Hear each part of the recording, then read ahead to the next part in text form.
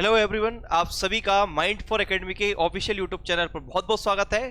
दोस्तों, जैसा कि आपको पता है, इस प्लेटफॉर्म के माध्यम से हम सामान्य हिंदी पढ़ रहे हैं और सामान्य हिंदी में मैं लेकर आया हूं आप सभी के लिए हिंदी के महत्वपूर्ण 2100 प्रश्नों का संग्रह। दोस्तों, आज जो हमारी क्लास रहेगी उस क्लास 20वें नंबर की क्लास रहेगी। इससे पहले मैं 19 क्लास पढ़ा चुका हूं और ये क्लास भी उन्हीं क्लास की तरह बहुत महत्वपूर्ण होने वाली है। और इस क्लास में मैं बहुत ही ज्यादा इंपॉर्टेंट क्वेश्चन लेकर आया हूं आप लोगों के लिए, जो एग्जाम में पूछे गए हैं और इनकी एग्जाम में पूछे गए क्वेश्चनों की संभावना है। ठीक है, तो जो भी बच्चे जुड़ चुके हैं फटाफट से बेटा जितना हो सके लिंक को शेयर करें, फिर इसके बाद हम स्टार्ट करते हैं क्लास को। क्लियर है? चलिए भाई, बात करूं मैं इस क्लास के पहले, तो जिन बच्चों ने अभी तक माइंड फॉर एकेडमी के ऑफिशियल यूट्यूब चैनल को सब्सक्राइब नहीं किया है, बेटा सबसे पहले चैनल सब्सक्राइब करें ताकि क्लास की नोटिफिकेशन आपको मिलती रहे। और इसके बाद क्या करना है, आपको टेलीग्राम चैनल ज्वाइन करना है। किसका Telegram channel? Mind for academy का आपको टेलीग्राम चैनल ज्वाइन करना है, जहां से आपको क्लासेस के बाद पीडीएफ उपलब्ध हो जाएंगी। और एक चीज और मैं आपको सूचना दे देता हूं, अभी तक जिन बच्चों ने वर्ग 2 की मेंस के लिए हिंदी का कोर्स परचेस नहीं किया है, बेटा फटाफट से इस कोर्स को परचेस कर लें ताकि आपके आगामी एग्जाम की तैयारी बेहतरीन ढंग से हो सके। तो बेटा गोल्डन अपॉर्चुनिटी है आप सभी के लिए, एक स्वर्णिम अवसर है और इस स्वर्णिम अवसर का फायदा उठा के आपको माइंड फॉर एकेडमी के ऐप पर जाना है और बहुत ही कम शुल्क में, यानी 990 के शुल्क में ये कोर्स अवेलेबल है। क्योंकि होली का सीजन चल रहा है, तो होली के त्योहार पर आपके लिए माइंड फॉर की तरफ से एक डिस्काउंटेबल प्राइस में ये कोर्स अवेलेबल हो रहा है। तो ये कोर्स अभी जो कोर्स है हमारा 990 में है और इसकी वैधता बेटा 12 माह तक रहेगी। तो इसमें आप सारे हिंदी के टॉपिक पढ़ सकते हैं, चाहे वो किसी भी एग्जाम के हो, चाहे वो वर्ग 2 की चयन परीक्षा के हो, चाहे वर्ग 2 की टेट की परीक्षा के हो, चाहे जिस बच्चे की एमपीएसआई हो, चाहे वर्ग 2 का मुख्य परीक्षा हो, चाहे यूपीएसआई हो, चाहे आपका यूपी कांस्टेबल हो। जहां जहां हिंदी आती है वहां पर हर एक एग्जाम के पॉइंट ऑफ व्यू से ये जो कोर्स है इंपोर्टेंट रहेगा। क्लियर है? इसके अलावा मैं बात करूं, जिन बच्चों ने 17 मार्च को यानी कि संडे को मैंने आप सभी के लिए एक महत्वपूर्ण क्लास लेकर आया था अलंकार की, अगर वो अभी तक नहीं देखी तो वो देख लीजिए, क्योंकि अलंकार के यहां पर महत्वपूर्ण प्रश्न मैंने करवाए हैं। ठीक है, इसके अलावा मैं बात करूं, 10 मार्च को मैं आपके लिए लेकर आया था छंद के महत्वपूर्ण क्वेश्चनों का संग्रह। तो इसमें छंद के लगभग 100 क्वेश्चन होंगे। इसके पहले मैं लाया था आपके लिए रस के महत्वपूर्ण प्रश्नों का संग्रह। ठीक है, और ये क्लास थी बेटा 3 मार्च को। आप जाओगे यूट्यूब चैनल पर आप माइंड फॉर एकेडमी सर्च करोगे और वहां पर प्लेलिस्ट में जाकर देखोगे तो वहां पर हिंदी की प्लेलिस्ट बनी हुई है, 4 या 5 क्रमांक पर है। तो वहां से जाकर आप ये वीडियोस देख सकते हैं। और ये 3 जो क्लास हैं, यानी कि ये रस छंद अलंकार की, इन क्लासों में मैंने लगभग 300 क्वेश्चन आपके ऐसे कराए जिनकी एग्जाम में आने की संभावना है। ठीक है, तो आपके 300 क्वेश्चन इन तीन क्लासेस से पक सकते हैं, तो आपको ज्यादा नहीं भटकना। और डेली तो मैं आपके लिए व्याकरण के लेकर आ ही रहा हूं और संडे महामैराथन क्लास रहा करेगी। तो उस लिए मैं आप लोगों की करूंगा इंपोर्टेंट टॉपिक लेकर आऊंगा। और जो अगला जो संडे रहेगा हमारा, यानी जो आने वाला जो संडे है, उस संडे को मैं आपके लिए लेकर आऊंगा जो भाषा वाला टॉपिक है, जिसमें हिंदी भाषा का कैसे विकास हुआ, क्या राजभाषा है, क्या हमारी राष्ट्रभाषा क्या होती है, मानक भाषा क्या होती है, शास्त्रीय भाषा क्या होती है। इन सारे टॉपिक को मैं आपके सामने क्लियर करूंगा। थ्योरी प्लस एमसीक्यू वाला टॉपिक रहेगा। तो एक ही क्लास में हम सारे टॉपिक पढ़ लेंगे और उसी क्लास में हम हिंदी के जो महत्वपूर्ण सम्मेलन हुए हैं हिंदी के, वो भी हम उस क्लास में कंप्लीट करेंगे जहां से एग्जाम में क्वेश्चन बनते हैं। क्लियर है बेटा? इसके अलावा बात करूं, जो बच्चे व्यापम की तैयारी कर रहे हैं और जिनने अभी तक कोर्स परचेस नहीं किया है, बेटा बहुत ही रीजनेबल प्राइस में आपको कोर्स मिल रहा है। तो माइंड फॉर एकेडमी के आपको ऐप को डाउनलोड करना है, जहां से आप कोर्स को परचेस कर सकते हैं। क्लियर है बेटा? इसके अलावा जो बच्चे कांस्टेबल की तैयारी में जुटे हुए हैं, उन बच्चों के लिए मात्र 499 में ये कोर्स अवेलेबल है। इसी के अलावा जो बच्चे एसएससी रेलवे की तैयारी कर रहे हैं, उन बच्चों के लिए भी अच्छा खासा ऑफर इस समय चल रहा है, तो वो भी इसका फायदा उठा सकते हैं। क्लियर है? इसके अलावा जो बच्चे एसएससी की तैयारी कर रहे हैं, जिनका सपना एसएससी सीजीएल निकालना है, एसएससी सीएचएसएल निकालना है, उन बच्चों के लिए भी गोल्डन अपॉर्चुनिटी है। तो इस कोर्स को आप परचेस कर सकते हैं, जिसमें मैथ्स, रीजनिंग, जीके, साइंस, आपके सारे सब्जेक्ट बिल्कुल बेसिक से और हाई लेवल तक कवर कराए जाएंगे। ठीक है भाई?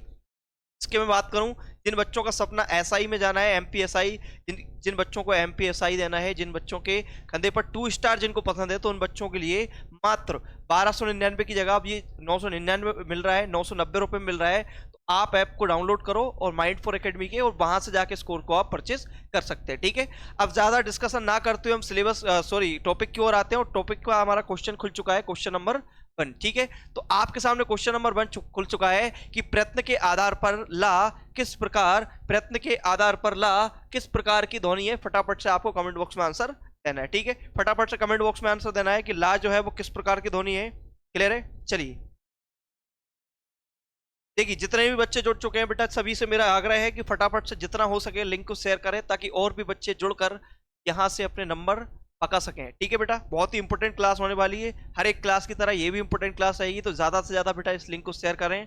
और अब मैं जो टॉपिक हो चुके हैं उनसे हटके आप लोगों के लिए टॉपिक लेकर आऊंगा, क्योंकि ज्यादातर टॉपिक हम गहराई से जाकर पढ़ सकें। लगभग मैंने आपको 15 टॉपिक लगभग पढ़ा दिए हैं, और अब आगामी समय में और भी जो व्याकरण के टॉपिक है वो मैं आपके लिए लेकर आऊंगा, और इसके बाद हम पढ़ेंगे साहित्य के टॉपिक। क्लियर है? और संडे तो स्पेशल रहेगा ही सही, उस दिन तो आपकी विशेष क्लास रहेगी सही, लेकिन ये भी इंपॉर्टेंट क्लास है, ऐसे ऐसे हल्के में नहीं लेना है, व्याकरण आपको हल्के में नहीं लेना है। क्लियर है? चलिए, जिन बच्चों का आंसर ए आ रहा है बिल्कुल सही आंसर है, ध्यान से देखिए। अलग अलग हम क्या करते हैं, शब्दों को देखते हैं। पार्श्विक व्यंजन क्या होता है, ध्यान से देखिए। ऐसे व्यंजन, ऐसे व्यंजन, ऐसे व्यंजन, ऐसे व्यंजन जिनके उच्चारण में, जिनके उच्चारण में, उच्चारण में हवा में, हवा, हवा, जीव के, जीव के, जीव के दोनों, जीव के दोनों, दोनों पार्श्व, पार्श्व का मतलब क्या होता है बेटा, दोनों छोर। पार्श्व मतलब क्या होता है, दोनों छोर, दोनों छोर से, दोनों छोर से निकलती है, दोनों छोर से निकलती है, उसे हम क्या कहते हैं, पार्श्व व्यंजन कहते हैं। क्लियर है? ये आंसर आएगा। अब उच्चिप्त क्या होता है, ध्यान से देखिए। उच्चिप्त व्यंजन क्या होता है, ऐसे व्यंजन, ऐसे व्यंजन, ऐसे व्यंजन, ऐसे व्यंजन जिनके उच्चारण में, जिनके उच्चारण में, जिनके उच्चारण में जीव लड़खड़ाए। क्या करे भाई, जीव लड़खड़ाए, तो उनको क्या कहते हैं, हम उच्चिप्त व्यंजन कहते हैं। ठीक है, इनकी संख्या कितनी होती है, संख्या 2 होती है। इन्हें क्या क्या क्या नाम से जाना जाता है, उच्चिप्त व्यंजन क्या नाम से जाना जाता है, इन्हें, इन्हें विकसित व्यंजन, इन्हें विकसित व्यंजन, इन्हें, यहां पर मैं नाम उसका चेंज करके लिखता हूं, इस इन्हें, इन्हें विकसित व्यंजन, ताड़नजात व्यंजन, इन्हें विकसित व्यंजन, ताड़नजात व्यंजन, द्विगुड़ी व्यंजन, द्विगुड़ी व्यंजन, द्विगुड़ी व्यंजन, पा, पा, इन्हें द्विगुणी व्यंजन पा, फेंका हुआ व्यंजन, फेंका हुआ व्यंजन, फेंका हुआ व्यंजन भी कहा जाता है। किनको कहा जाता है बेटा, उच्चिप्त व्यंजन को कहा जाता है। ठीक, ठीक है, व्यंजन भी कहा जाता है। क्लियर है? Are you getting my point? भी कहा जाता है। क्लियर है? तो ये हमारे कितने होते हैं, इनकी संख्या 2 होती है। कौन कौन से होते हैं, एक तो हमारा क्या होता है, ड़ा होता है, एक क्या होता है हमारा, ठीक है,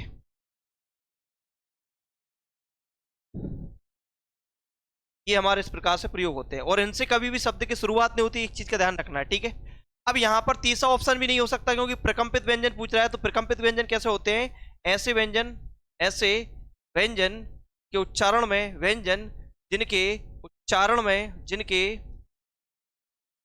उच्चारण में कंपन हो, क्या हो बेटा, कंपन हो, उनको क्या कहते हैं, प्रकंपित व्यंजन कहते हैं। ठीक है, और प्रकंपित व्यंजन किसको कहते हैं, हम रा को कहते हैं। क्या किसको कहते हैं, रा हमारा क्या है, प्रकंपित व्यंजन। रा को एक नाम से और जाना जाता है, किस नाम से जाना जाता है, लुंठित। किस नाम से जाना जाता है, लुंकित व्यंजन। ठीक है, लुंठित व्यंजन क्या होता है, ध्यान से परिभाषा देखिए। ठीक है, लुंठित व्यंजन के बारे में बताऊं आप लोगों को कि ऐसे व्यंजन, ऐसे व्यंजन, ऐसे व्यंजन जिनके, जिनके उच्चारण में, उच्चारण में, उच्चारण में जीव का, जीव का आगे वाला भाग, आगे, आगे वाला, आगे वाला भाग मुड़ जाए, आगे वाला भाग मुड़ जाए, तो उन्हें क्या कहते हैं, लुंठित व्यंजन कहते हैं। ठीक है, हमारा एक लास्ट क्या है, संघर्षशील। संघर्षशील क्या होता है, ऐसे व्यंजन, ऐसे व्यंजन जिनके उच्चारण में, जिनके उच्चारण में, बाधा उत्पन्न हो, बाधा उत्पन्न हो, बाधा उत्पन्न हो, तथा तथा गर्म गर्म ऊष्मा, गर्म ऊष्मा बाहर आए, गर्म ऊष्मा बाहर आए। ठीक है, उन्हें हम क्या कहते हैं? संघर्षशील व्यंजन कहते हैं। कौन कौन से होते हैं इसके अंतर्गत? कौन कौन से होते हैं बेटा? तीनों तो सा होते हैं हमारे। क्या होते हैं हमारे? तीनों तो सा होते हैं हमारे। ठीक है, और एक हमारा क्या होता है? हा से हल। इस प्रकार से आपको ये चीजें याद रखना है और अलग अलग एग्जाम में अलग अलग तरीके से इस क्वेश्चन से क्वेश्चन पूछा जाता है। ठीक है, निम्नलिखित में से बताना है आपको अर्धस्वर कौन से हैं। निम्नलिखित बताना है अर्धस्वर कौन सा है। ठीक है, चलिए फटाफट से आंसर देना है। जितने भी बच्चे जुड़े हुए हैं, निम्नलिखित में से बताना है आपको अर्धस्वर कौन सा है। क्लियर है? अर्धस्वर पूछा है आपसे एग्जाम में कि अर्धस्वर कौन सा है। क्लियर है?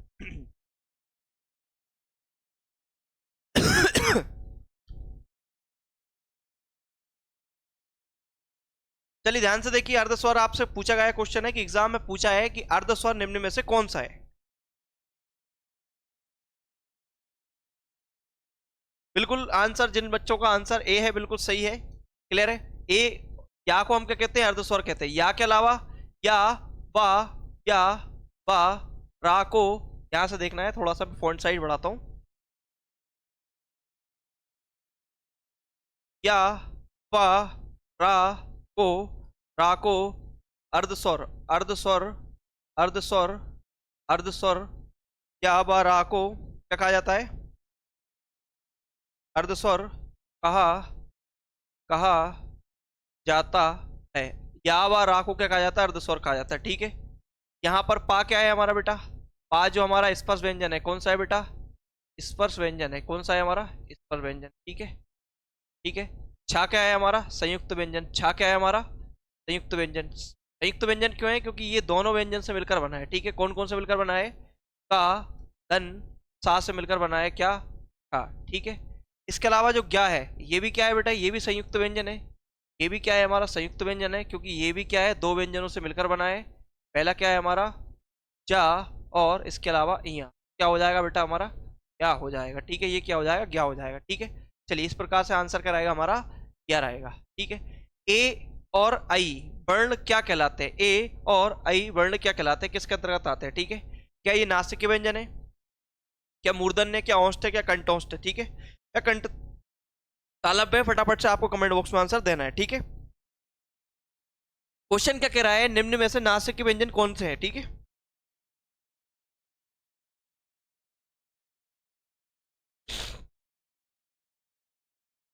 नासिक के व्यंजन निम्न, सॉरी, क्वेश्चन क्या पूछा है? ए और आई वर्ण क्या कहलाते हैं? क्या कहलाते हैं, या इनका उच्चारण स्थान क्या है वो बताना है आप लोगों को। सॉरी, या सॉरी, ए और आई का उच्चारण स्थान क्या है या क्या कहलाते हैं? ठीक है, चलिए बिल्कुल सही आंसर है डी, बच्चों का जिनका आ रहा है बिल्कुल सही आंसर है। चलिए ध्यान से देखिए, ए हमारा क्यों नहीं रहेगा? क्योंकि नासिक के व्यंजन कौन कौन से होते हैं? सर नासिक के व्यंजन कौन से होते हैं? जो हमारे पंचमा अक्षर होते हैं वो हमारे क्या होते हैं? नासिक के व्यंजन होते हैं। तो पंचमा, पंचमा अक्षर, सभी पंचमा अक्षर, सभी वर्गों के, सभी वर्गों के, वर्गों के, सभी वर्गों के पंचमा, पंचमा अक्षर, सभी वर्गों के पंचमा अक्षर क्या कहलाते हैं? हमारे नासिक के व्यंजन। क्या क्या होते हैं सर? हमारा अंगा, या, अणा, अणा के अलावा हमारा ना और मा, ये हमारे क्या कहलाते हैं? ये नासिक के व्यंजन कहलाते हैं, क्योंकि इनका जो उच्चारण होता है वो कहाँ से होता है? मुख से कम और नाक से अधिक होता है, इसलिए इनको नासिक के व्यंजन कहते हैं। क्लियर है? इसके अलावा मैं बात करूं मूर्धन्य, मूर्धन्य में क्या आता है हमारा? सर हमारा या आता है, ता आता है, और इसके अलावा हमारा क्या आता है? चा वर्ग, चा वर्ग हमारा पूरा आता है। क्लियर है? चलिए औष्ट में क्या आता है सर? हमारा पा वर्ग आता है। क्या आता है हमारा? पा वर्ग आता है, और हमारा छोटा ऊ और बड़ा ऊ इसी के अंतर्गत आते हैं। लेकिन जो ए आई है बेटा, ए आई किसके अंतर्गत आते हैं? ए आई हमारे जो इसी के अंतर्गत आते हैं, ए और आई। कैसे आएंगे? ध्यान से देखिए, जो कंठ है, कंठ से निकलता है आ, और तालव्य से निकलती है ई, तालव्य से निकलती ई, क्या निकलती है? ई। और ई और आ जब भी मिलते हैं, ई और आ जब भी मिलते हैं तो क्या बनता है? ए बनता है। तो इसी कारण से कंठ तालव्य से ये याद रख लेना, जब कंठ से अ निकलता, ई से क्या निकलता? तालव्य, इसी ई बना है। अगर ये आएगा तो इसका वाई साथ में आएगा, इसलिए आंसर कराएगा डी रहेगा। तो जिन बच्चों का आंसर डी था बिल्कुल सही है। अब आपके सामने क्वेश्चन नंबर आ चुका है छह। छह ध्वनि किस प्रकार के स्वर के अंतर्गत आती है? छह ध्वनि किस प्रकार के स्वर के अंतर्गत आती है? फटाफट से आपके क्वेश्चन दिया है उसका जवाब देना है। क्लियर है? छह ध्वनि जो है वो किस किस के अंतर्गत आती है? क्लियर है?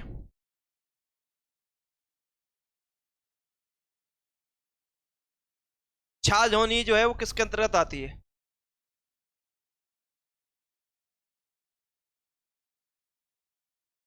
बताइए। अभी बताया था कुछ देर पहले ही, अभी बताया था मैंने कुछ देर पहले ही बेटा, संयुक्त व्यंजन के अंतर्गत आती है। ठीक है, तो ये तो आपका सरल ही क्वेश्चन है, संयुक्त व्यंजन। ठीक है, तो आंसर क्या रहेगा? संयुक्त व्यंजन। मूल स्वर के अंतर्गत क्या क्या आते हैं सर? मूल स्वर के अंतर्गत छोटा आता है, छोटी ई आती है, और छोटा ऊ आता है, और ऋषि आता है। ये हमारे मूल स्वर के अंतर्गत आते हैं। ठीक है, ये तो हो ही नहीं सकता। घोष वर्ण कौन से होते हैं सर? किसी सभी वर्ग के, वर्ग के सभी वर्ग के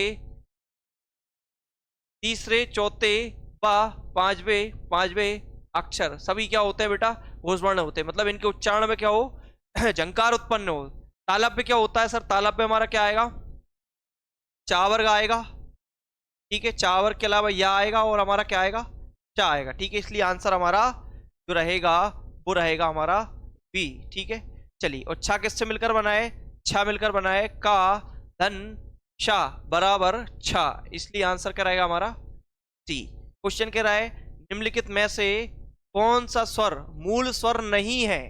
देखिए, क्वेश्चन सिंपल सा क्वेश्चन है कि निम्नलिखित में से बताना है आपको कि कौन सा मूल स्वर नहीं है। ठीक है, नहीं है पूछा है। अभी देखना भाई, यहां पर मैं देख लो मूल स्वर बता चुका हूं। अब मैं आपको चीटिंग नहीं कराऊंगा, आपको खुद को ही बताना है भाई क्या रहेगा। ठीक है भाई।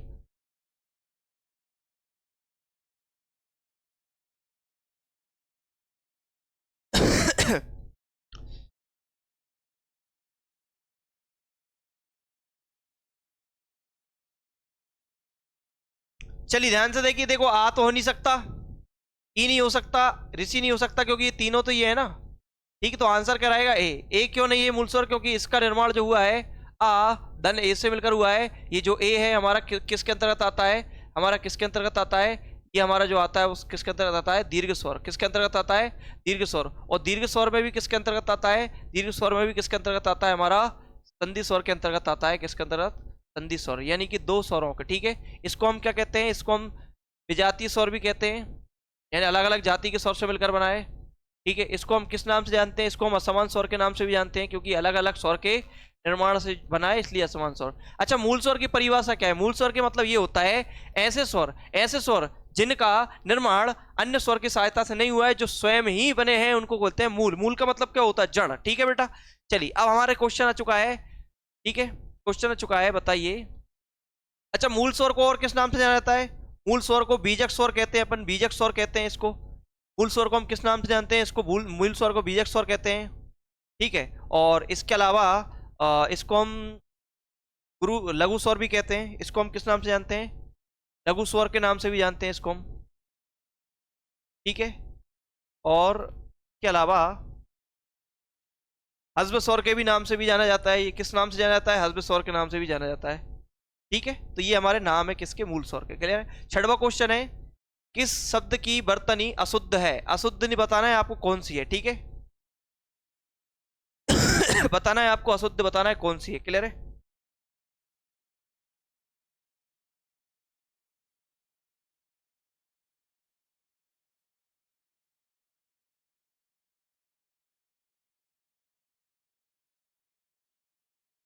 बताइए फटाफट से, कौन से शब्द की जो वर्तनी है वो अशुद्ध है? बिल्कुल फटाफट से क्वेश्चन का जवाब देना है। ठीक है,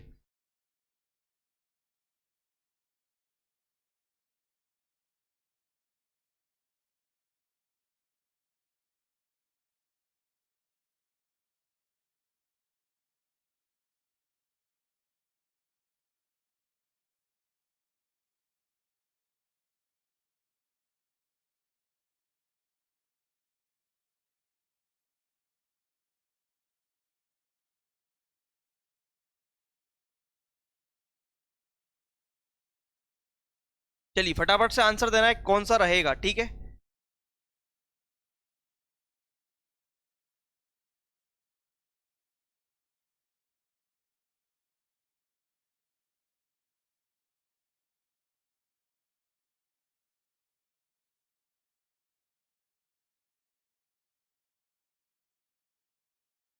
चलिए ध्यान से बताइए क्या रहेगा आंसर।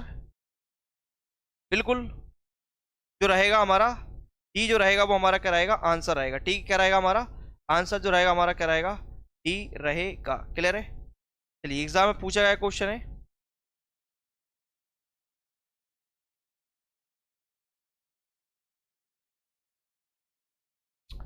चलिए इसके अलावा मैं बात करूं, निम्नलिखित में से शुद्ध शुद्ध बर्तनी वाला शब्द बताना है। इनमें से शुद्ध कौन सा है। चार एक जैसे दिखाई दे रहे हैं, इनमें से बताना है आपको शुद्ध जो है वो कौन सा है। शुद्ध बताना है इनमें से कौन सा रहेगा। ठीक है, जल्दी बताइए फटाफट से।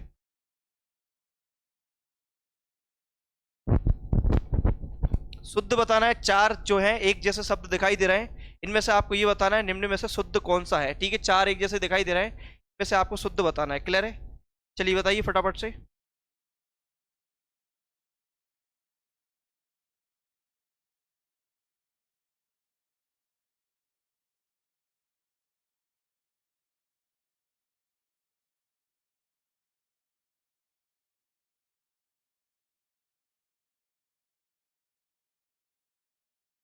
चलिए जिन बच्चों का आंसर बेटा बी और सी है बिल्कुल गलत है। आंसर जो रहेगा हमारा क्या रहेगा, शुश्रूषा होता है। क्या होता है, शुश्रूषा होता है, इसलिए आंसर क्या रहेगा, ए सही रहेगा। ठीक है, अब इसमें से बताना है बर्तनी की दृष्टि से कौन सा शब्द शुद्ध है। बर्तनी की दृष्टि से बताना है कौन सा शब्द शुद्ध है। ठीक है, क्लियर है।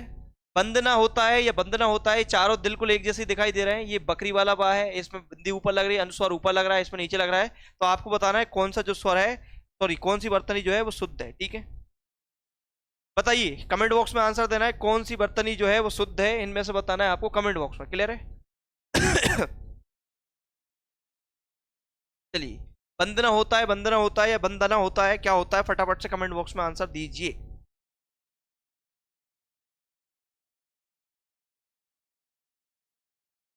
चलिए जिन बच्चों का, देखिए ध्यान से, बंदना बिन बच्चों का आंसर बी है, बिल्कुल होता ही नहीं है। बकरी वाला बाना आता है इसमें, इसलिए आंसर क्या रहेगा हमारा, बी रहेगा। तो बंदना इस प्रकार से लिखाता है क्योंकि दा का जो पंचमाक्षर है वो क्या है हमारा, दा का पंचमाक्षर क्या है, ना, इसलिए उसमें जुड़ा हुआ है, इसलिए आंसर क्या रहेगा हमारा, डी रहेगा।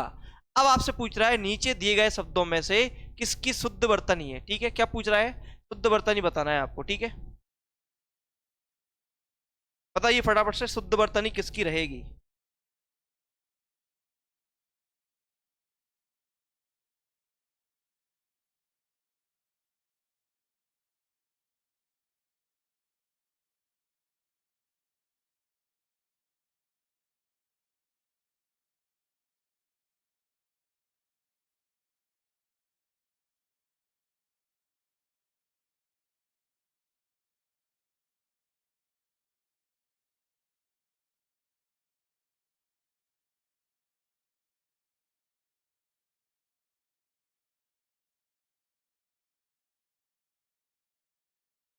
चलिए बिल्कुल आंसर सही है आप लोगों का। जो बच्चे आंसर दे रहे हैं, ये आंसर दे रहे हैं, बिल्कुल सही आंसर है।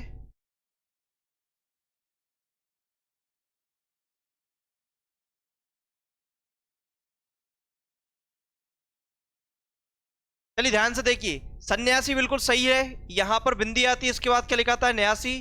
ठीक है, आकाल नहीं होता, क्या होता है, अकाल होता है। क्या होता है, आकाल नहीं होता, क्या होता है, अकाल। ठीक है, अकाल पड़ गया, ऐसा बोलते हैं ना, अकाल, अकाल मृत्यु। अनुग्रहित, तो अनुगृहित होता है, क्या होता है, गृहित होता है, अनुगृहित होता है। ठीक है, ये सही रहेगा। आजीविका नहीं होती, क्या होती है, अजीविका। क्या होती है, अजीविका होती है, इसलिए आंसर क्या रहेगा हमारा, ए रहेगा। तो जिन बच्चों का आंसर बी और सी और डी था, उनको आंसर गलत है। ठीक है, अब आपसे क्वेश्चन पूछ रहा है अंताक्षरी, इनमें से बताना है शुद्ध जो है हमारा कौन सा रहेगा। ठीक है, अंताक्षरी में बताना है आपको कौन सा जो रूप है इसका शुद्ध है। ठीक है, कौन सा है, फटाफट से आपको कमेंट बॉक्स में आंसर देना है। ठीक है, चलिए बताइएगा।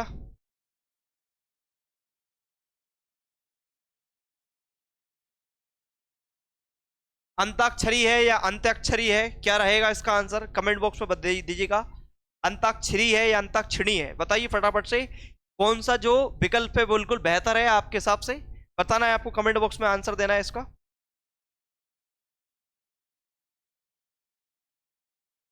चलिए भाई ध्यान से देना है आपको आंसर, बिल्कुल। चलिए ध्यान से देखिए, इसका आंसर अंताक्षरी होता ही नहीं है, अंताक्षरी भी नहीं होता, अंताक्षरी भी नहीं होता। इसका आंसर क्या रहेगा, अंताक्षरी। किस प्रकार से एक शब्द है हमारा, अंत क्या है हमारा, एक शब्द है हमारे पास, क्या शब्द है, एक तो है हमारे पास अंत है और एक क्या है अक्षरी, ये क्या है हमारा अक्षरी, ठीक है। और यहाँ पर जो शब्द है अंत है का क्या करना है, आपको आ बाहर निकालना है, और अक्षरी का क्या करना है, आपको आ बाहर निकालना है। जब दोनों ये मिलते हैं तो हमारा क्या बनता है, बड़ा आ बनता है, और यहाँ पर क्या होगा आपका अक्षरी होगा, और यहाँ पर क्या होगा आपका, ये हो जाएगा हमारा, क्या हो जाएगा, अंत्याक्षरी, ठीक है। और संधि कौन सी होगी इसमें, दीर्घ स्वर संधि, तो आंसर कराएगा बेटा बी रहेगा, ठीक है। क्वेश्चन कह रहा है आपसे नवोड़ा का संधि विकसित कीजिए, नवोड़ा का सही संधि विकसित करना है, कौन सा रहेगा, ठीक है। नवोड़ा शब्द दिया है, उसका आपको संधि विकसित करना है कि इसमें से किस संधि का उदाहरण है, और ये इसका संधि सही विकसित क्या होगा, और किस संधि का उदाहरण है, ये भी आपको बताना है, ठीक है। चलिए बताइए कमेंट बॉक्स में आंसर, जितने भी बच्चे जुड़े हुए हैं।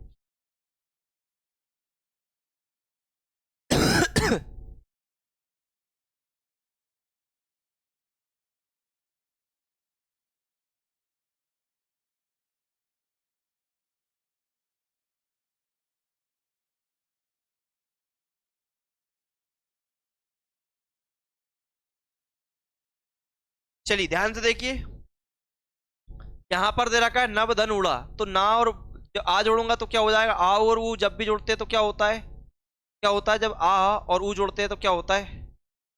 देखिए ध्यान से देखिए, यहां पर चार शब्द दे रखे हैं आपके, क्या दे रखे हैं, एक तो ना और धन उड़ा, ठीक है। देखिए सबसे पहले हम पहले ऑप्शन से देखते हैं, यहाँ पर क्या दे रखा है, बा और ऊ दे रखा है, ठीक है। उड़ा शब्द में कभी छोटा ऊ नहीं आता, नवोड़ा दे दिया, इसमें संधि हो ही नहीं रही आपकी, ठीक है। ना धन ओड़ा दे दिया, नवोड़ा हो जाएगा, लेकिन आंसर कराएगा आपका सी रहेगा, क्योंकि ये हमारा रिजेक्ट करके हमने इसको सिलेक्ट करा है। अब आइए हम इसको देखते हैं, ठीक है। एक शब्द है नव, एक शब्द क्या है नव, और इसके अलावा एक शब्द क्या है हमारा ओड़ा, क्या है हमारा ओड़ा, ठीक है। क्या है हमारा, सॉरी ऊड़ा है, क्या है हमारा ऊड़ा, ठीक है। ध्यान से देखिएगा, जब भी नव का छोटा आ का मेल किससे होता है, ऊड़ा के बड़ा ऊ से होता है, तो हमेशा इनके दोनों के मिलने से क्या बनता है बेटा, ओ बनता है, ठीक है। और यहाँ पर क्या बचा है हमारा, ला बचा है, और यहाँ पे क्या बचा है हमारा, नव बचा है। इस प्रकार से निर्मित शब्द क्या बनेगा, नवोड़ा बनेगा। और ये जो संधि है हमारी कौन सी है सर, ये जो संधि है हमारी कौन सी है, गुण स्वर संधि है, कौन सी है बेटा, गुण स्वर संधि जो रहेगी, इसके आंसर का उत्तर रहेगा। Are you getting my point, yes और नो। चलिए अब आपके सामने क्वेश्चन आ चुका है, कि क्वेश्चन आ गया है 12वां, जीवेषणा का संधि विकसित कीजिए, जीवेषणा का सही संधि विकसित करना है, ठीक है। जीवेषणा का आपको क्या करना है, सही संधि विकसित करना है, ठीक है। बताइए फटाफट से कमेंट बॉक्स में जितने भी बच्चे जुड़े हुए हैं, चलिए बताइए। जीवेषणा की आपको क्या करना है, संधि सही विकसित करना है, कि कौन सी जो संधि है इसमें सही है, क्लियर है।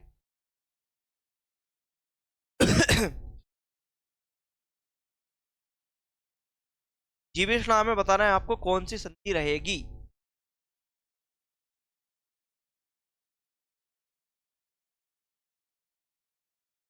चलिए ध्यान से देखिए, जिन बच्चों का आंसर बी आ रहा है बिल्कुल सही है। देखिए देखिए, ऐषणा में आपकी एक की मात्रा कभी लगती नहीं है, डबल एक का कभी मात्रा होता ही नहीं है। जीवेषणा इसमें संधि आपकी हो जाएगी, संधि ऐसी कभी होती क्या, दोनों को जोड़ दिया और संधि हो गई, अरे ऐसे कैसे हो जाएगी, संधि परिवर्तन जरूरी। सबसे पहली बात तो ये ऐषणा शब्द में आई की मात्रा नहीं आती थी, ये तो हो ही नहीं गई नहीं। और डबल आई की मात्रा कभी होती नहीं है, ऐसा शब्द आपने कभी हिंदी में देखा क्या, नहीं देखा। ऐसा देखा चलता है, ऐसा देखा चलता है, लेकिन ये होता ही नहीं है, तो ये तो रिजेक्ट कर दो। और बे और सड़ा को जोड़ा है सर, यहाँ पर तो संधि हो ही नहीं रही है, जब संधि में परिवर्तन होता है, लेकिन आंसर क्या रहेगा आपका, जीव धन ऐषणा। ध्यान से देखिए, बा और हमारा क्या है, ऐषणा, ठीक है, ऐषणा, ठीक है। अब ध्यान से देखना है आपको, जीव जो शब्द है उसका अंतिम वर्ण क्या है सर, छोटा आ है, और ऐषणा में क्या है सर, ऐ है। अब इन दोनों के मेल से आ और ए के मेल से क्या बन रहा है सर, हमारा आई बन रहा है, क्या बन रहा है, आई बन रहा है। यहाँ पर बचा है आपका सड़ा, और यहाँ पे क्या बचा है आपका, जीव बचा है, ठीक है। बा में जब ऐसी एक ही मात्रा लगी तो ये क्या हो जाएगा, जीवई चढ़ा, क्या हो जाएगा, जीवई चढ़ा हो जाएगा। इस प्रकार से ये संधि रहेगी हमारी, कौन सी रहेगी, वृद्धि स्वर संधि आंसर रहेगा इसका, वृद्धि स्वर। पहली बात तो आप रिजेक्ट करना सीख जाओ, सिलेक्ट अपने आप हो जाएगा, क्लियर है। तो इसके लिए किस कारण से आंसर कराएगा हमारा बी रहेगा, ठीक है। क्वेश्चन आ रहा है प्रति धन आरोपण में आपको ये बताना है इसकी संधि क्या रहेगी। विच्छेद करके दे दिया, आपसे पूछा है संधि क्या रहेगी। क्लियर है? चलिए, जब तक आप बार बार प्रैक्टिस नहीं करेंगे तब तक आपके क्वेश्चन सही नहीं होंगे। फटाफट से बताना है। इसमें आपको ये बताना है कि इसका सही संधि रूप क्या होगा। ठीक है भाई, चलिए बताइए फटाफट से।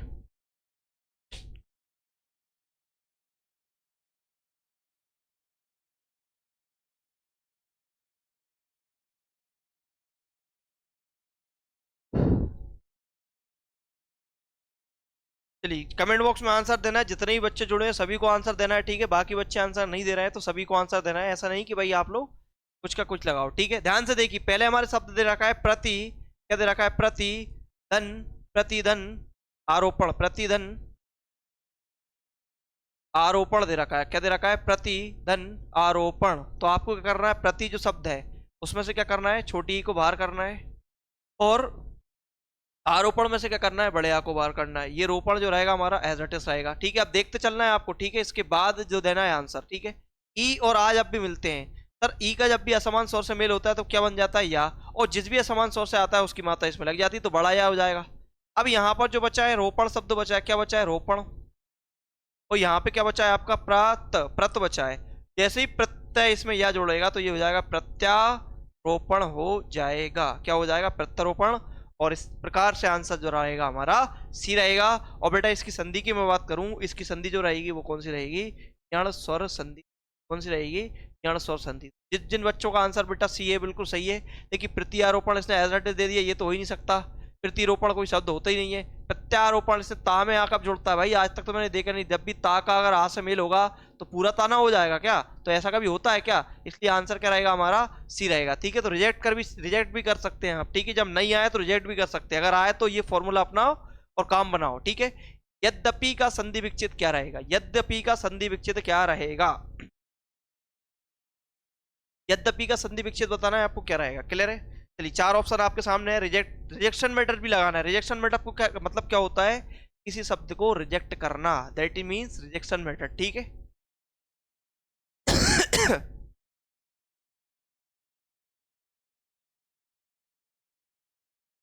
रिजेक्ट मतलब क्या रहता है? उसको हटाना भाई। ठीक है, रिजेक्ट करना मतलब जैसे आप शादी में 4-5 फोटो आते हैं ना, फिर उसमें से हम क्या करते हैं? बेहतर की तलाश करते हैं कि इसमें से बेहतर कौन है। दिखने में चारों कभी कभी अच्छे लगने लगते हैं, लेकिन इनमें से भी बेहतर कौन है हम वो चेक करते हैं। ठीक है, इसी प्रकार ऑप्शन में भी आपको लगने में एक जैसे लग रहे होंगे, लेकिन जो बेहतर रहेगा उसी को आपको क्या करना है? चयन करना है। ठीक है,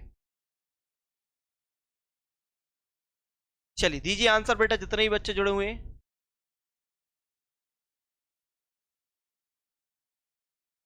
चलिए आंसर बिल्कुल फटाफट से देना है आपको।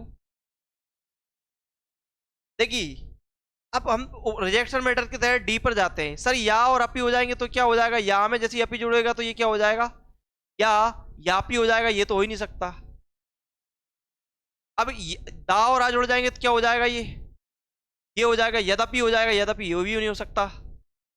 धा और पी जुड़ जाएंगे तो ये क्या हो जाएगा?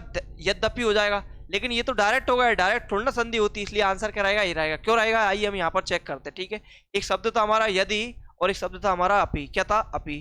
ठीक है, एक शब्द था क्या था हमारा? अपी, एक था हमारा क्या?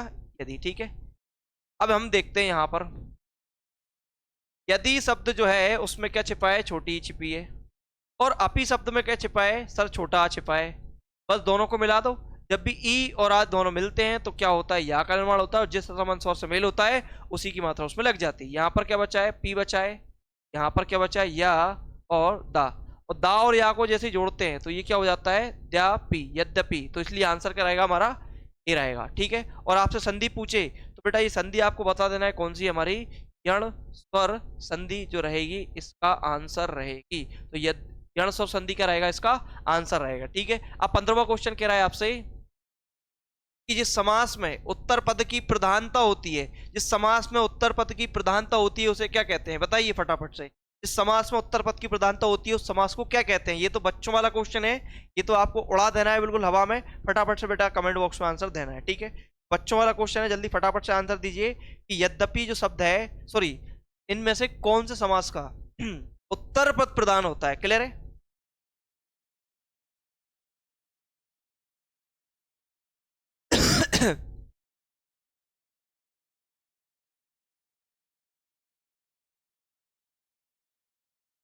चलिए बिल्कुल सही आंसर है आप लोगों का, ए बिल्कुल सही आंसर है। देखिए ध्यान से, देखिए जिस समास के जिस समास के जिस समास के दोनों पद प्रधान, जिस समास का उत्तर पद प्रधान हो तो वो हमारा क्या होता है बेटा, तत्पुरुष होता है। ठीक है, अब सर ये क्यों नहीं होंगे, ध्यान से देखिए, बहुब्री का क्या होता है, दोनों पद अप्रधान, दोनों पद क्या होते हैं इसके, अप्रधान होते हैं, दोनों पद क्या होते हैं इसके, अप्रधान होते हैं। क्लियर है, मतलब कोई पद प्रधान नहीं होता, अप्रधान का मतलब होता है गौण, दोनों पद क्या होते हैं, गौण। तो हमारा क्या कहलाता है, अबूरी कहलाता है, दोनों पद मिलकर क्या करते हैं, तीसरे पद की विशेषता बताते हैं। अब यही भाव समास में क्या होता है, सर प्रथम पद प्रधान होता है, इसमें क्या होता है, प्रथम पद प्रधान होता है, प्रथम पद प्रधान बा अवयव होता है, बा क्या होता है, अव्यय होता है, क्या होता है, अव्यय होता है इसका पहला पद। ठीक है, द्वंद्व समास क्यों नहीं होगा, क्योंकि इसके दोनों ही पद प्रधान होते हैं, दोनों पद प्रधान होते हैं, इसके दोनों पद प्रधान होते हैं, वो हमारा क्या कहलाता है, द्वंद्व समास कहलाता है। Are you getting my point, yes और नो। चलिए अब क्वेश्चन आ चुका है 16वां, पर्णलिकुटी शब्द का समास बताइए, पर्णलिकुटी शब्द का समास बताना है आपकी क्या है। ठीक है, चलिए पर्णलिकुटी शब्द का समास बताना है आपको क्या होगा। ठीक है, इसका आंसर आपको पहले जो शब्द है उसका मीनिंग पता होना चाहिए, इसके बाद आप इसका आंसर फाइंड कर पाएंगे। अगर आपने कहीं बुक से पढ़ लिया होगा तो हो सकता है आपका तुक्का लग जाए, लेकिन इसका मीनिंग आपको पता होना चाहिए क्या होता है। ठीक है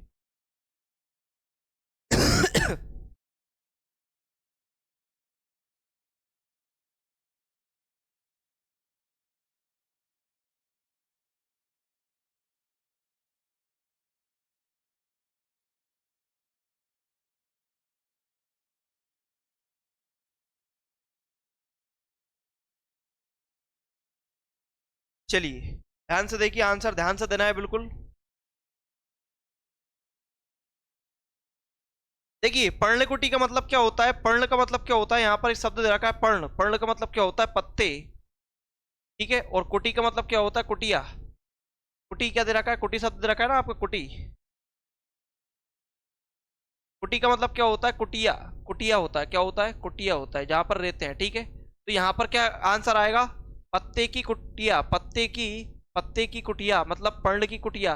तो आपको पता है की शब्द आ रहा है, तो की क्या आता है सर, हमारा ये की जो है हमारा क्या है, कारक चिन्ह किस में आता है हमारा, सर हमारा ये आता है संबंध में, किस में आता है, संबंध में। और संबंध क्या है, कारक, कारक का प्रयोग होता है हमारा तत्पुरुष में, संबंध जो है इसका तत्पुरुष जो रहेगा आंसर रहेगा। ठीक है, तो आंसर क्या रहेगा, तत्पुरुष। द्वंद्व समास कब आता है, दोनों पद विशेष होते हैं। कर्मधारय कब आता है, जब दोनों पद में क्या होता है, विशेषण विशेष का संबंध होता है। बहुव्रीहि कब होता है, जब दोनों पद के साथ मिलकर तीसरी एक विशेषता बताती है। यहाँ पर पर्णकुटी क्या है हमारा, पत्ते की कुटी यानी कि तत्पुरुष समास। ठीक है, कठपुतली, कठपुतली में कौन सा समास है, ठीक है, कठपुतली में कौन सा समास है, क्लियर है। चलिए बताइए फटाफट से आंसर, कठपुतली में जो है वो कौन सा समास है।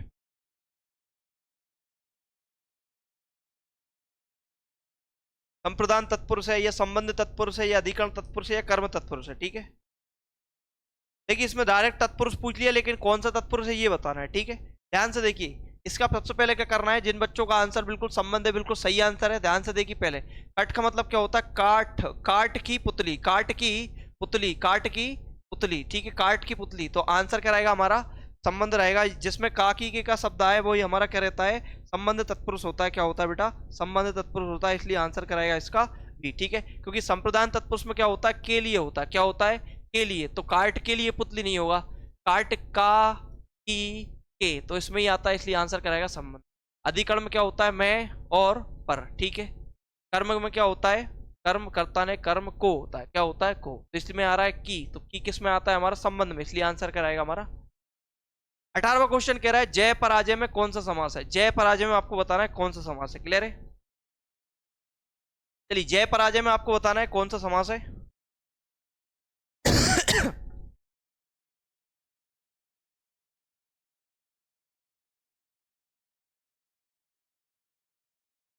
जय पराजय में बताना है आपको कौन सा समास है, क्लियर है।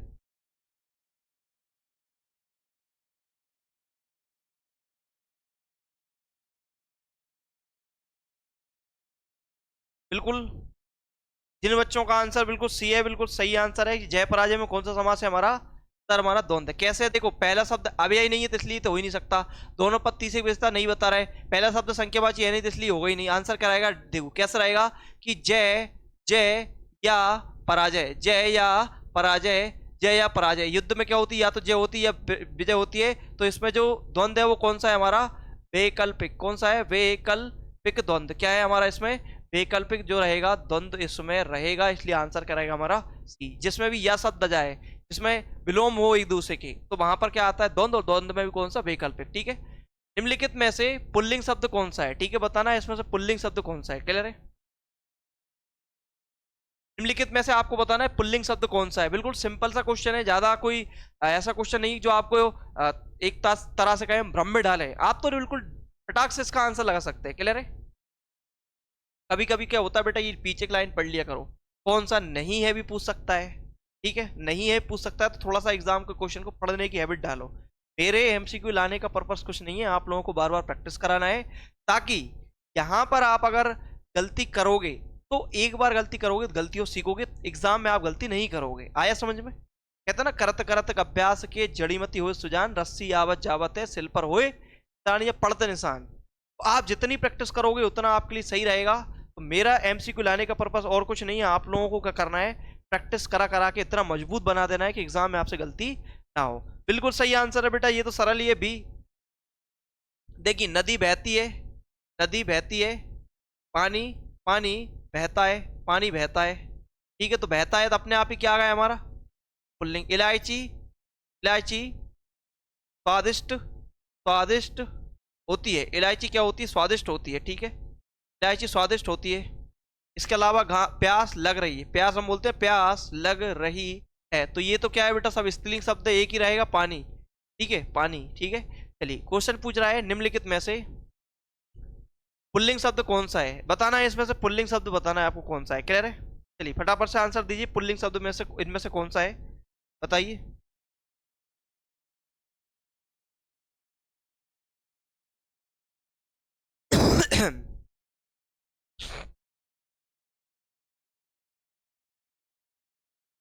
चलिए, पुल्लिंग शब्द बताना है, निम्न में से इनमें से बताना है आपको कौन सा पुल्लिंग शब्द है।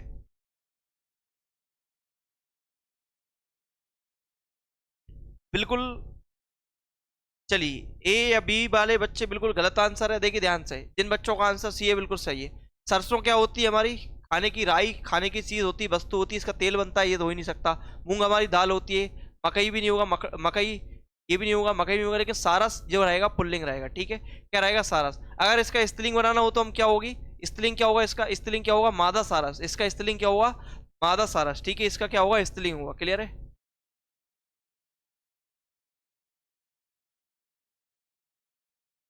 आप शब्द का बहुवचन क्या होगा, आप शब्द का बहुवचन क्या होगा, क्लियर है, बताइए फटाफट से। आप शब्द का जो बहुवचन है वो क्या होगा। ठीक है, बच्चन से क्वेश्चन आ रहा है, आप शब्द का बहुवचन क्या होगा। ठीक है, आप शब्द का बहुवचन क्या होगा। जैसे मैं आपसे कह रहा हूं कि आप पढ़ रहे हैं, ठीक है, तो मैं आप पढ़ रहे हैं ये कहना उचित है क्या, क्योंकि आप मतलब मैं सम्मान के लिए बोलता हूं। कोई व्यक्ति है जो मुझसे बड़े हैं, भाई मुझसे बड़े हैं, तो मैं कहूंगा आप भैया आप पढ़ रहे हैं। लेकिन बहुत सारे लोग पढ़ रहे हैं, तो जब बहुत सारे लोगों की बात हो, एक तो सम्मान में हम आपकी बात करते हैं, जो हमसे बड़े होते हैं हम उनसे आप करके बोलते हैं।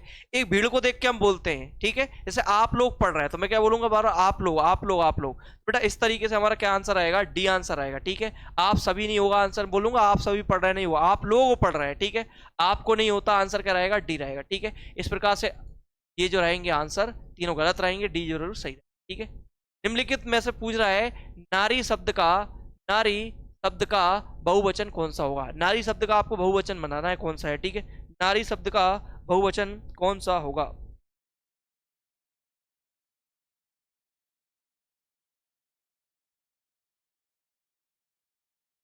चलिए, नारी शब्द का क्या बताना है आपको, बहुवचन बनाना है, कौन सा, सॉरी, हाँ बहुवचन बनाना है, कौन सा होगा। ठीक है।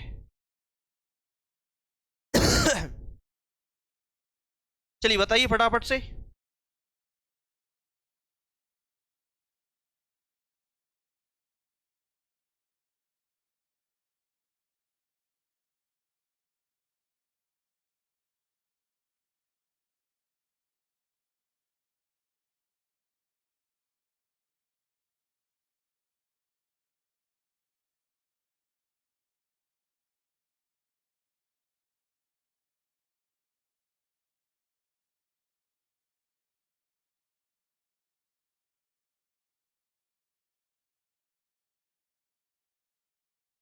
चलिए बताइए फटाफट से।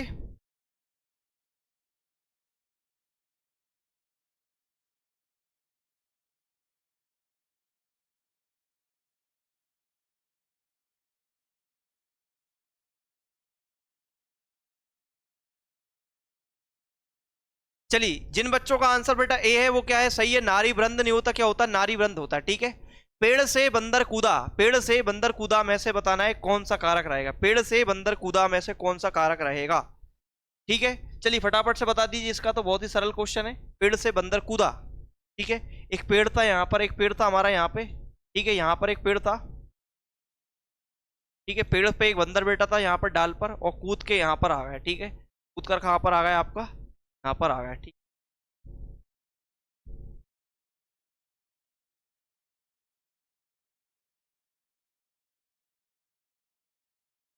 ठीक है, तो कूद कर यहाँ पर आ गया बंदर, तो यहाँ पर बैठ कर कूद कर यहाँ बैठ गया। ठीक है, और आप लोगों को देख रहा है और हंस रहा है बंदर। ठीक है, तो बताना है इसमें से आपका कौन सा रहेगा। ठीक है, देखिए, जब भी अलगाव का सेंस हो, अलगाव का सेंस हो, पृथक का सेंस हो, या अलग का सेंस हो, जब भी कोई वस्तु से दूर हो, तो वहां पर बेटा क्या रहता है, हमेशा अपादान रहता है। ठीक है। इसी प्रकार दूसरा सेंटेंस दे रखा है, पेड़ से पत्ते गिरते हैं, पेड़ से पत्ते गिरते हैं, पेड़ से क्या गिरते हैं, पत्ते गिरते हैं। ये सबको पता है, तो ना तो गिरेगा नहीं, ना पैसे गिरेंगे, पेड़ से पत्ते ही गिरेंगे। तो बताना है आपको कि निम्न में से कौन सा कारक रहेगा।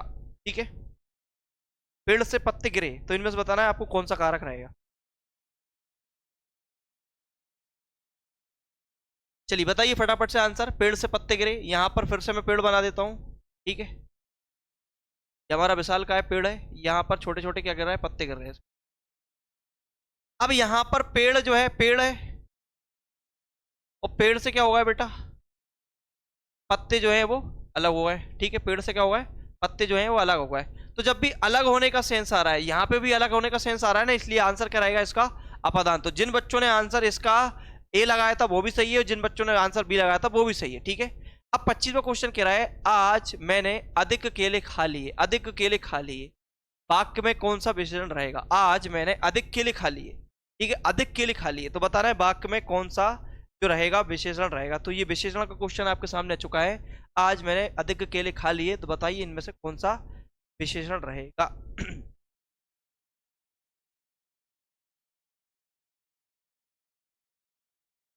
चलिए बताइए फटाफट से, जितने भी बच्चे जुड़े हुए हैं।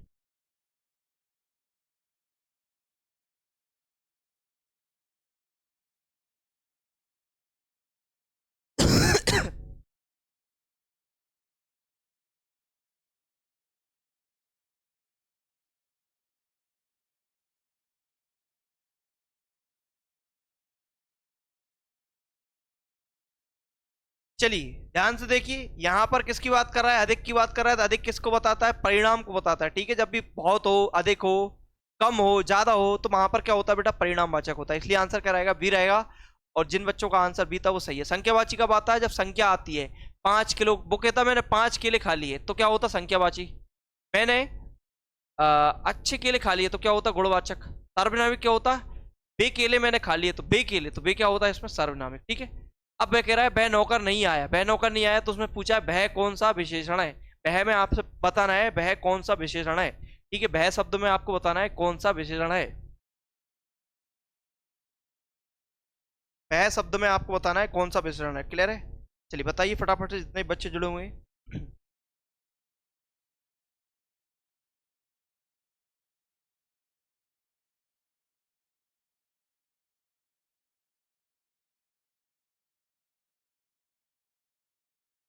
चलिए बहुत शानदार आंसर आ रहा है आप लोगों का। देखिए ध्यान से देखिए, सर्वनाम की बात चल रही है, यहाँ पे सार्वनामिक विशेषण है नौकर। वह मतलब इसकी विशेषता बता रहा है, वह इसलिए क्या रहेगा, सार्वनामिक। ठीक, गुणवाचक नहीं होगा। संख्या की बात नहीं चल रही ना, बहुत अधिक ज्यादा की बात चल रही, इसलिए क्या रहेगा आंसर, वह सर्वनामिक। ठीक है। दोनों शब्द किस प्रकार का संख्यावाची विशेषण है, दोनों, दोनों शब्द, जो दोनों शब्द है वो किस प्रकार का संख्यावाची विशेषण है।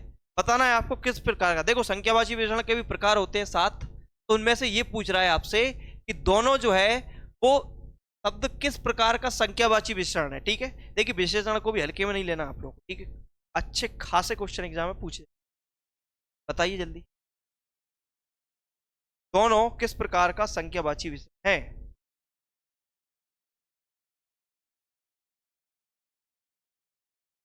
चलिए बताइए बेटा, जितने भी बच्चे जुड़े हुए हैं कमेंट बॉक्स में।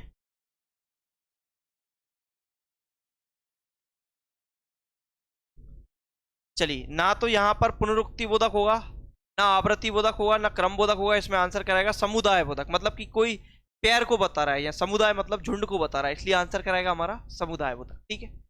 निम्नलिखित में से किस वाक्य में सकर्मक क्रिया है? अब क्रिया का क्वेश्चन आ चुका है, जल्दी से फटाफट से आंसर दीजिए। इसके बाद 2 क्वेश्चन और बचे हुए हैं, इससे ज्यादा क्वेश्चन नहीं है, आपको क्वेश्चन का जवाब देना है। निम्नलिखित में से किस वाक्य में सकर्मक क्रिया है, बताना है क्रिया कौन सी है। क्लियर है? चलिए, सकर्मक क्रिया का आंसर देना है, आप इनमें से कौन सी रहेगी। ठीक है, जिसमें कर्म जुड़ा हुआ है वो सकर्मक होती है। आया समझ में?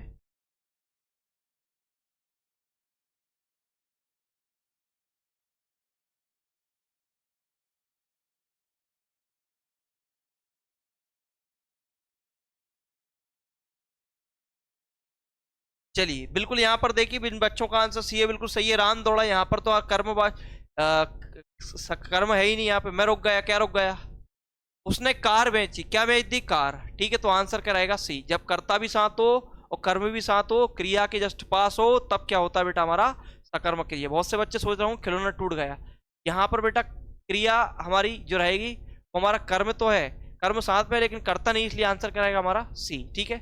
अधोलिखित वाक्य में अकर्मक क्रिया बताना है। अब आपको बताना है अकर्मक क्रिया में से कौन सी है। ठीक है, अकर्मक क्रिया आपको आंसर देना है, इसमें से कौन सी रहेगी। ठीक है,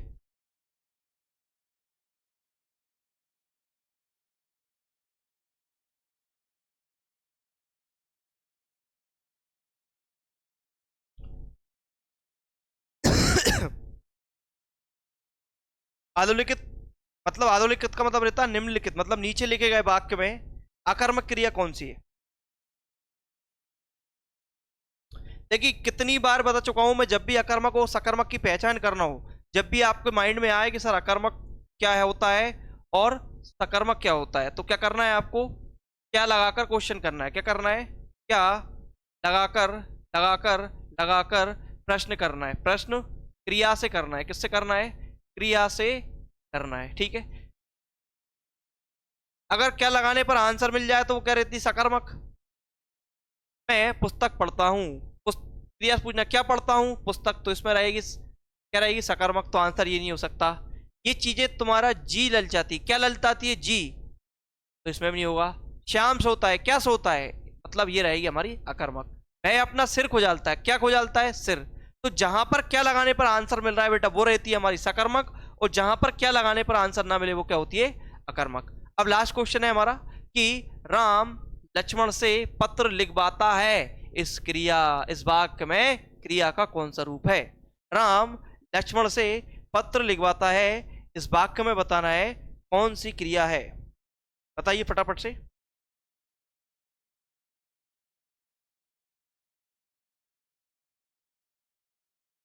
इस वाक्य में बताना है आपको कौन सी क्रिया रहेगी। राम लक्ष्मण से पत्र लिखवाता है। क्लियर है? देखिए, जब भी हमारा कोई व्यक्ति से कार्य करवाता है, तो आपको मैं बता चुका हूं बार बार, आपको कमेंट बॉक्स में आंसर देना है। ठीक है, जो बच्चे समझ गए वो आंसर दे रहे हैं, बिल्कुल सही आंसर है आप लोगों का सी। देखिए, कोई व्यक्ति कोई खुद काम नहीं करता, वो दूसरे से करवाता है, तो वहां पर बेटा हमेशा क्या रहती है? प्रेरणार्थक क्रिया रहती है। तो आंसर क्या रहेगा हमारा? प्रेरणार्थक क्रिया रहेगा। ठीक है, इसके बीच में क्या आता है? बाता, बाना, के लिखवाना, खाना, खिलवाना, सुलाना, जगाना, उठाना, उससे उठवाना, ऐसा काम होता है। ठीक है, तो ये थे हमारे आज के क्वेश्चन। आज के लिए इतने ही सफिशिएंट है। आज 30 क्वेश्चन आपके कंप्लीट हो गए। तो कल फिर हम मिलते हैं, 5 से 7 आपकी क्लास है। जुड़ना नहीं भूलना है mind for academy official channel पर। और जिन बच्चों ने कोर्स परचेस नहीं किया है बेटा, सबसे पहले कोर्स परचेस कर लें, ताकि वेदिता और सॉरी उसका शुल्क और ना बढ़ जाए, इससे पहले कर लें, क्योंकि आपको अभी ऑफर चल रहा है, होली का ऑफर से आप फायदा उठा सकते हैं कूपन कोड लगा के बाद आपका जो कोर्स है वो महंगा हो जाएगा। और संडे को हम बेटा फिर से मिलेंगे एक नई क्लास के साथ। मैं आपके लिए लेकर आऊंगा जो भाषा हमारा टॉपिक है, उसके क्वेश्चन लेकर आऊंगा, जिसमें आप भाषा क्या होती है, भाषा कितने प्रकार की होती है, हमारा भाषा का विकास कैसे हुआ है, राजभाषा क्या होती है, राष्ट्रभाषा क्या होती है, मानक भाषा क्या होती है, शास्त्रीय भाषा क्या होती है, थ्योरी प्लस मैं एमसीक्यू लेकर आऊंगा। तो जुड़ना नहीं भूलना है संडे को। ठीक है, और इस लिंक को भी ज़्यादा से ज़्यादा तक बच्चों को पहुंचाओ, ताकि और भी बच्चों को फायदा हो सके। ठीक है दोस्तों, मिलते हैं फिर। जय हिंद, जय भारत।